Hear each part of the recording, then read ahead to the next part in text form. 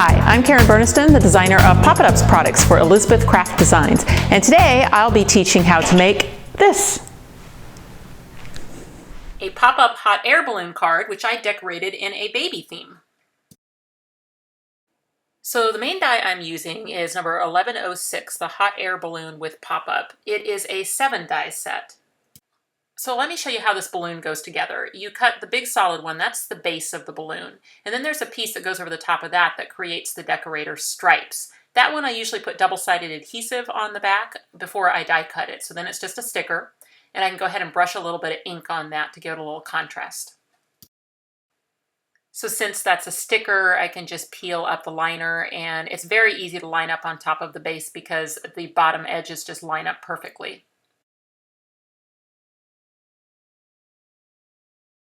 There are two more pieces to the balloon. There is a decorator stripe, so that can just go across anywhere you like on the balloon. And then there's this piece that makes the basket. And I've cut it out of a cardstock with double-sided adhesive on the back, and I'm just inking it to give it a little color.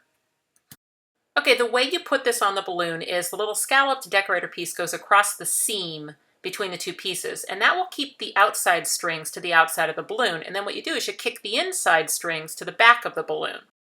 Now, if you're planning on using this balloon as a flat embellishment on the front of a card or a scrapbook layout, just glue it down. But if you want to put it on a pop-up, you want it to be a little more stable. So the first thing would be to glue the strings down to the back of the balloon. So add a little adhesive under there, and then for even more stability, because right now it's a little bit loose when you have just a single, go ahead and cut a second one with the double-sided adhesive on it, and then stick it right to the back of the balloon, and you will be amazed at how much additional stability that gives by having a double. So like I say, it's really only necessary if you're planning on putting the balloon on a pop-up, and that of course is always optional, but the pop-up comes with the die set, and so at times you will definitely want to be making this into a pop-up card, so you just want to double it in those occasions. The balloon looks nice with or without the decorator stripe, but I'm going to go ahead and use it. I've die cut it, I've put a little ink on the edges, and then now I'm just going to take some glue and glue that down on the balloon. One of my newest die sets is number 1187, the Baby Charms set, and there's a cute little bunny that comes in this charm set that happens to be the right size to fit inside the balloon. I would love to say I did that by design, but I didn't. It just ended up being a happy accident. So I was very pleased to discover how well the bunny fits in the balloon.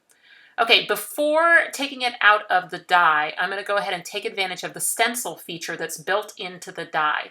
So I'm just going to take a pink marker and go in and use the centers of the ear stencil and add some color there. I'll also go ahead and add that same pink color into the nose. I'm using a very fine point Sharpie now for the black, and I'm going to circle the nose, I'm going to go through and put the eyes on, and I'm going to stencil the heart on as well. And once I've done those three things, then I can pop it out of the die. And you'll see that it's got that cute little face and heart and little centers of the ear that way. And then I'm going to go ahead and make his little heart blue. This card is actually going to be for my baby nephew, so I'm going to have a little blue heart on my bunny. I'm not using him as a charm, so I went ahead and cut off the little charm hole that's at the top of his ear so that he's just a bunny. And then to get him in the balloon, I'm going to need to snip my strings. So my interior strings are going to need to be snipped so that I can just separate that and then tuck my bunny right into the balloon. And look how cute he is! He fits right down in there. So I used some glue behind his little feet to make sure he's glued in behind the balloon, and then behind his ears I'm actually going to use little pop dots so that he stands out a little bit from the balloon. Pop It Up's dies can go into any size card. I am choosing an A2 card today, so that's 8.5 by 5.5, scored in the middle for folding. And because of the alignment nubs, I can actually put the pop-up anywhere I want to along the fold. I could even cut multiple pop-ups into the fold. For my card today, I'm going over here to the left-hand side. It's actually going to be a horizontal card, so I want it to be kind of towards the bottom of my card. So after I take the die off, it's really easy to train this little pop-up. You just fold the card back in the center again, find the big box, and fold it over at the score line in both directions. Then you just open it up and pop it. It's actually going to pop the upper stair step on its own. You don't have to do anything to it. It'll just do it that quickly. Now, the way this is designed to see, then it fits the hot air balloon on the upper step, and you can use the bottom step for clouds. but I want to do a horizontal card. And one thing I want to mention is when I do this, I feel like my balloon's going to be too close to the fold. I really would like it out here somewhere.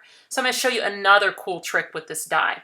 Flatten everything back down again, and see this fold here? That can also be used to cut the pop-up. So in this case, I'm going to flip it around so the stair step is on the other side, use my alignment nubs over that fold. Now, that's going to be a little hard because you don't see the fold, but you can feel the die. You can feel the die getting down into the grooves. It's actually pretty easy to line it up.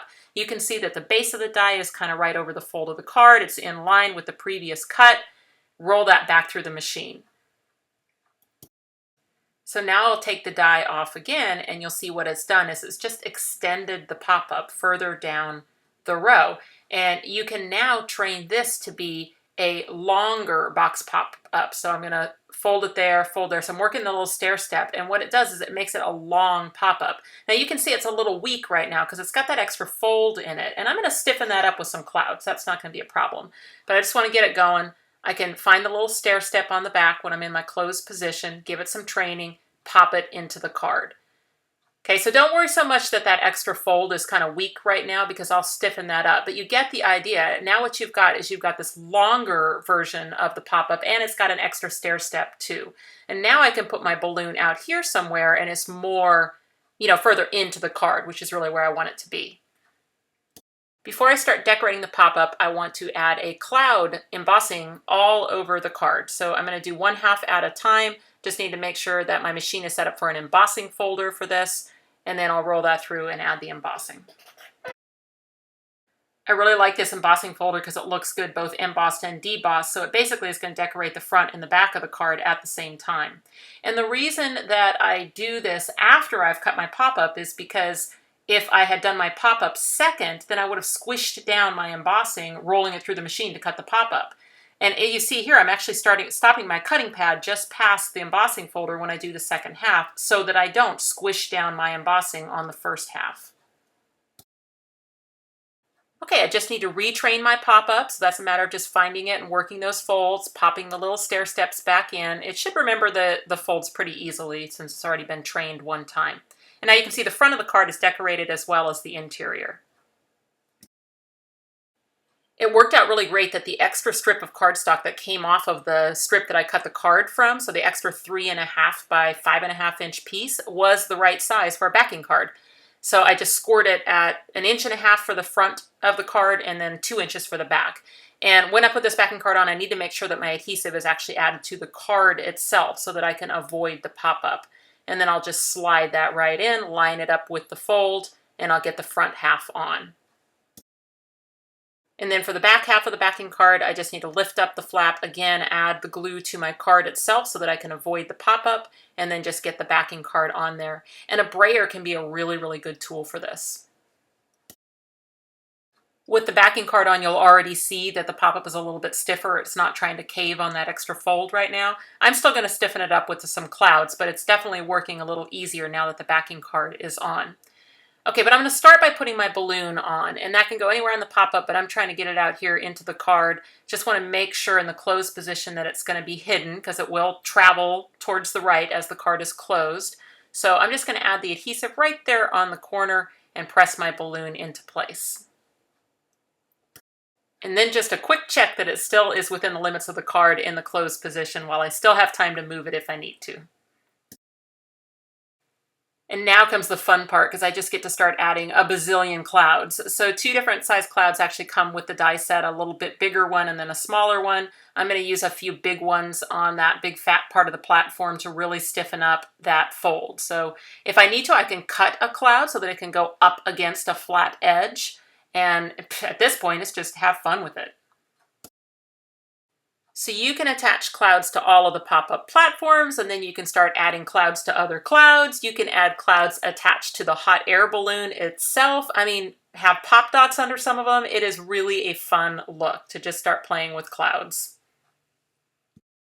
I'm a big fan of having some kind of color or theme travel from the outside of the card into the inside. So I decided on this card to use washi tape. So I'm going to use a strip of the washi tape on the front of the card, and I already added some just thin strips on the outside edges to the card's interior. And I just like that that'll tie in with each other. To go along with the baby charm set, there's this cute little baby clear stamp set, and I am using this to stamp myself a greeting. I'm going to go ahead and use the baby, and then I'm going to use the little hello so that it says hello baby. So what I'm going to do is kind of a cool trick using the balloon die itself to make a little greeting circle. So what I'll do is I will line it up around the greeting so that the hello baby is pretty much centered in the circular part of the balloon, and then I'm going to die cut that. Now before I take it out of the die, I'm going to go ahead and take my little thin Sharpie again, and I'm going to go in and only starting about midway through the circle, I'm going to go around and add some little stitch lines. Now I can pop that out of the die, and then what I'll do is I'll flip the die around so that I can cut the other part of the circle. And sometimes working on the back is the easiest way to line this up and make sure that I've got it seated down into the die so that it's going to complete the circle for me. Then I'll just die cut it, and before I remove the paper from the die, I need to finish out my stitch lines. So that's just another fun option with the hot air balloon die so that you can use it to actually make your greetings as well. Okay, so I'm just going to add a little bit of blue color in the word baby, just with a couple different colors of marker. And then I just repeated that process to make one blank label, and I did that so that I would have a place for me to sign the card. And I'm going to use that as actually just kind of a half circle on the bottom edge there, and then I'll cut off the excess. And then I use the clear stamp set again to stamp welcome little one, and that's going to be my inside greeting. So I'll glue that into the sky on the left side of the card. And then finally for the front of the card, I'm going to use my hello baby, and then I will just embellish everything with my remaining clouds. So the only thing that makes this a baby card is my greetings. You could definitely use this exact same card design, and it could be just a cute little bunny in a balloon card for all sorts of themes.